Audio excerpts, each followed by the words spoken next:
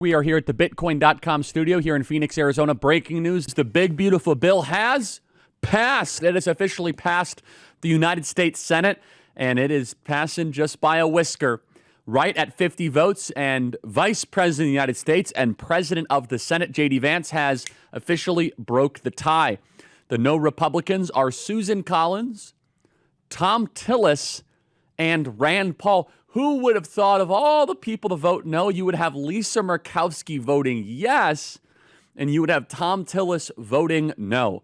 That is why it's good to have a 53-vote majority. Well, it's really a 6-vote majority, but 53 votes in the U.S. Senate.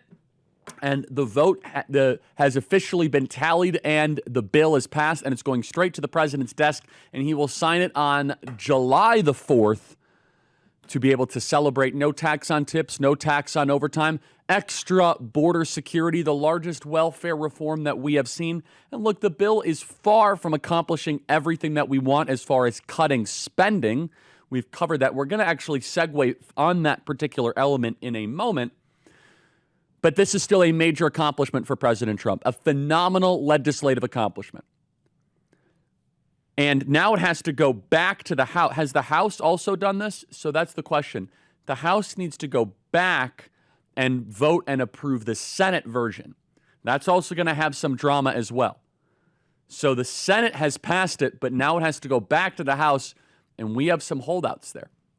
We have Mike Lawler, you got Don Bacon, you got Chip Roy, who's a friend of mine. And so now the Senate has done their job. Now it goes back to the House one last time. So it goes House. Since the Senate changed it, it goes back to the House. So this is not yet over, but it has officially passed in the United States Senate. Markets are looking very favorable to this as the markets are going up, as they know that massive depreciation, Trump tax cuts are nothing but good for the economy and supercharging consumer spending and supply side investment.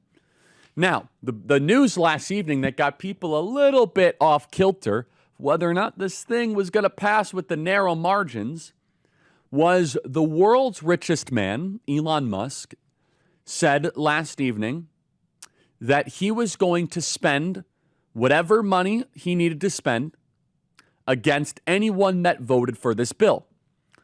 More specifically, Elon Musk and Donald Trump, they're back in the arena. Donald Trump may have brokered a ceasefire between Israel and Iran and Congo and Rwanda and India and Pakistan, but it turns out that the Elon-Trump conflict has reemerged back to the surface. It was a couple weeks of just kind of peace, but now we have this back right in front of us.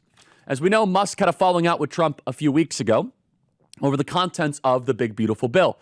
He started talking about forming a new third party called the America Party and competing in the 2026 elections. And then within a few days, it seemed like he cooled down and backed off that idea. Well, Trump avoided escalating and things got back on track. Well, it did not hold.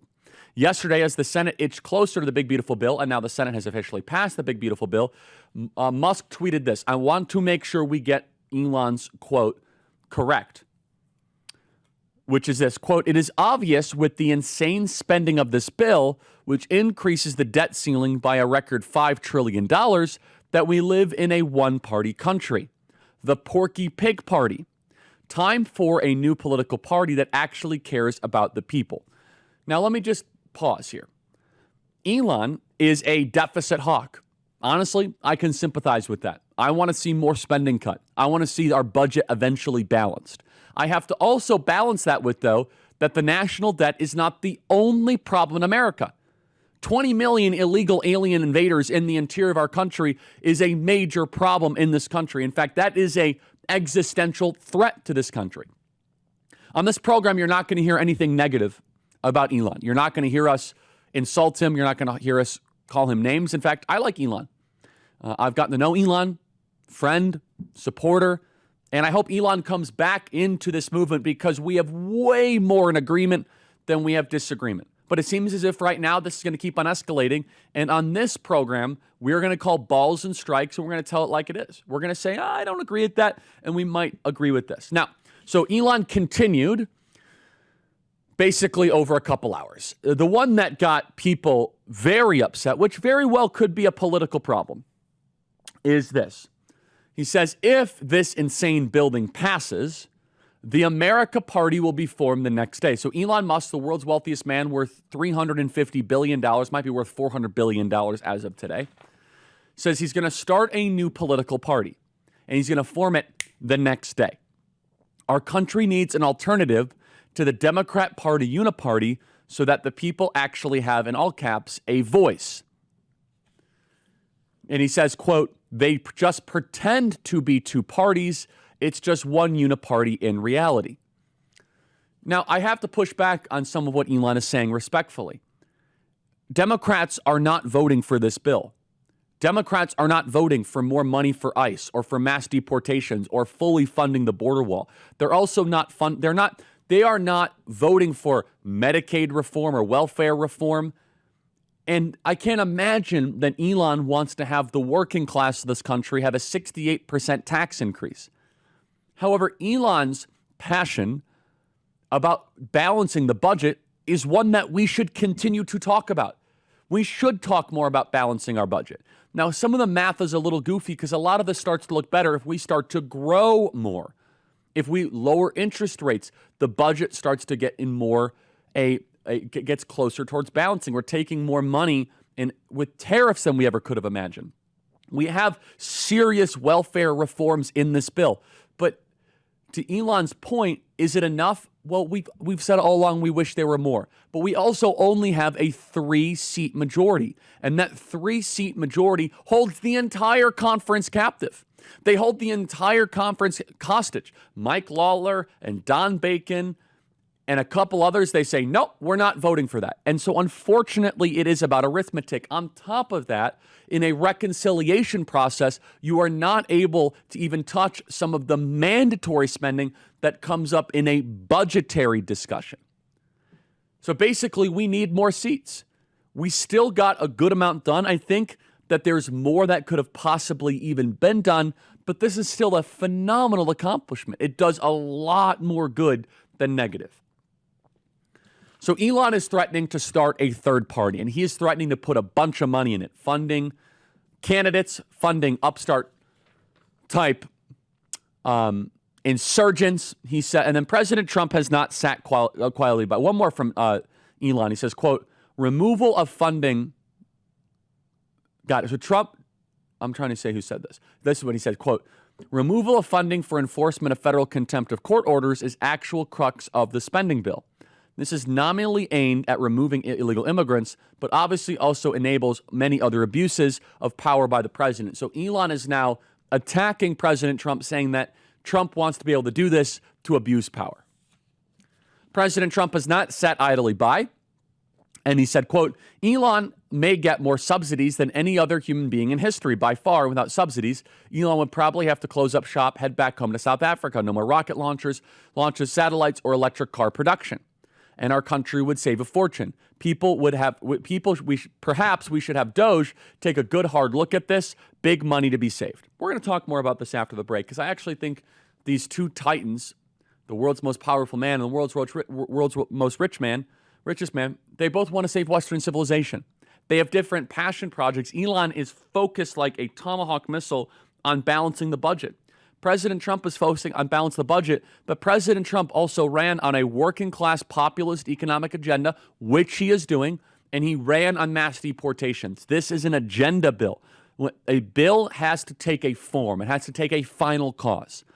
This final cause of this bill is that we are doing what people voted for. Is it perfect? No. Is it good? Yes. It has some phenomenal components of it that we could never have imagined. Back in 2017, we could not get John McCain or Mitch McConnell to lift a finger for border wall funding. We're getting $50 billion for the wall. We could not get them a finger for mass deportations. We are getting $100 billion for mass deportations. 80% of the pie, not bad. And it's my hope that these two titans can reconcile. It's what would be best for Western civilization. You know, Patriot Mobile stands for faith, family, and freedom. But did you know they have cutting-edge technology as well?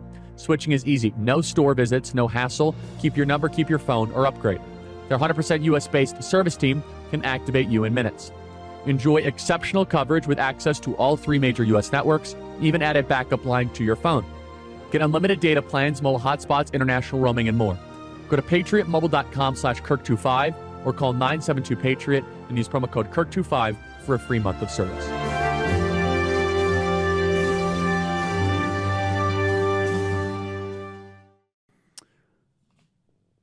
Elon Musk continued on Twitter, or on X, I should say, saying that if this bill passes, he's starting a new political party.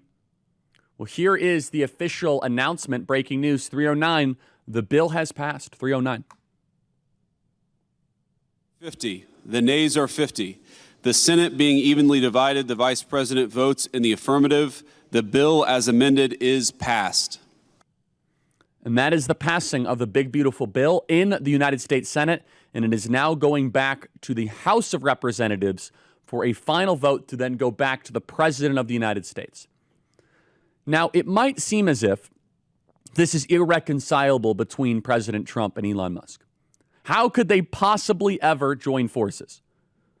How could they ever come back together after all this back and forth? President Trump is talking about starting a new political party. Elon Musk is starting a new political party, and they're attacking, and it's just as nasty as you could imagine. And it seems as if that it's only going to increase.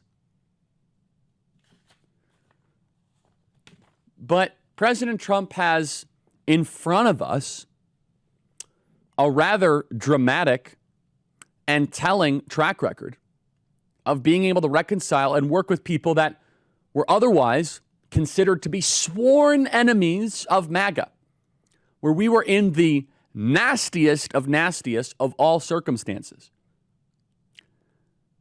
Elon Musk is a patriot. Do I think Elon Musk is misfiring on starting a new political party? Yes. That would do nothing but help the Democrats have permanent political control over the country. Let's just be honest. It would turn the country into a third world hellhole. It would be wide open borders. That is a bad idea. Do I think Elon Musk wants what's best for America? Yes, I really do. Him buying X and him buying Twitter will go down as one of the most consequential, important purchases. I said at the time, and I was mocked, the most important purchase since the Louisiana Purchase, and I was right. It was a liberating of conversation. The other tech titans followed. Look, in politics, sometimes it requires sharp elbows, requires the capacity to throw a couple jabs. It is not unheard of for President Trump to get a little bit upset. There was at times where he was insulting Steve Bannon 8 years ago, and all that kind of got remedied. It's all part of the Trump story. Sometimes things get very heated, and then there's a reconciliation. There's a reapproachment. And we all agree that we want Elon Musk and we want Donald Trump to work collaboratively.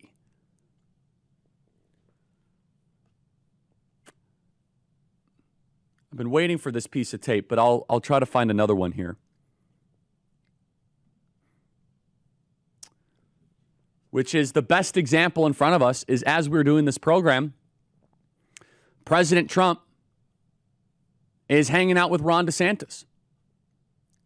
Ron DeSantis, who they were the worst of enemies imaginable, where they were as bitter enemies. I mean, they were just attacking each other relentlessly. They were in the midst of a primary. Donald Trump did not have very good things to say about Ron DeSantis at all. And now they're taking questions on the tarmac, and in his own words, he says that his relationship with Ron DeSantis is a 10. Play cut 310.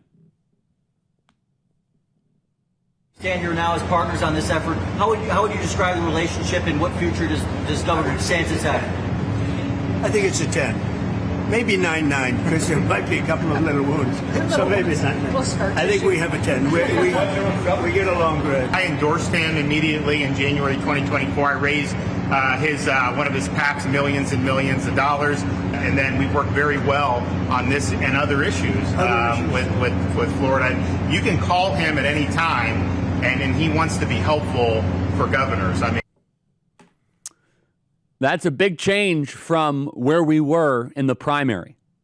I only introduce that piece of evidence to show that I think Elon and Trump will reconcile. I don't want to see this getting barreling out of control where Elon puts up an America party. It's a bad idea. All that would do would be a gift to radical left-wing Democrats and would splinter off some more of the fiscal-minded, younger tech bros to go vote for a third party.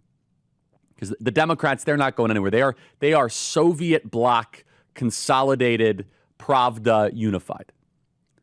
I do think, though, that Elon's fiscal concern should be given and highlighted a big platform. And we need to cut more spending. We need to balance our budget. I agree with Elon on that. But we do that within the Republican Party, not by starting a new party. If it was the tech right versus the MAGA right, it means a Mamdani left would win and everyone would lose. We have the amazing Student Action Summit coming up literally in a week and a half. Can you believe it? It's going to be an amazing event. We're so excited about the crowds and the energy and the enthusiasm. We have Kristi Noem. We have Tucker Carlson. We have Pete Hegseth. We have the biggest speakers in the movement. Let's play it.